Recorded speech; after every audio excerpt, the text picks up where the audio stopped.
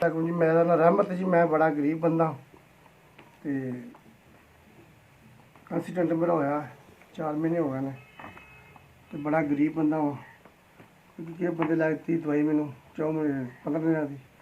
हूँ एक्सीडेंट मुक गई पट्टियां मुक गई तो दवाई मुक गई। महीने हो गए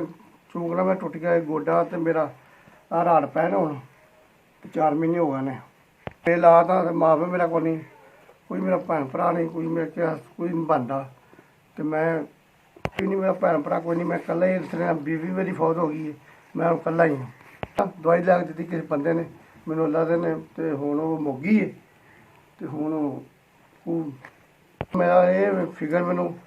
कौन लै देगा दवाई हूँ तो कोई मेरा इलाज कराया तो तां बड़ा रोजगार मैं 4 महीने हो भाई जी बैठा हूँ तो 4 महीने हो गए मैनू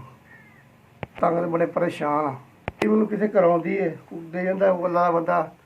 वो पानी दे जाता रोटी दे जाता। अस्सलाम वालेकुम जी। 4000 रुपया मिला जी, अल्लाह तआला ने मदद की 4000 रुपया मिला जी, अल्लाह तआला भला करे उन्होंने बच्चे जीन उन्होंने अल्लाह उन्होंने भला करे 4000 रुपया भेजा भला करे और बाल बच्चों की मां प्यो की भला करे उन्होंने तो मदद की तो दवाई लै आवा तो खैर हो धियां पुत्तरां ही खैर होवे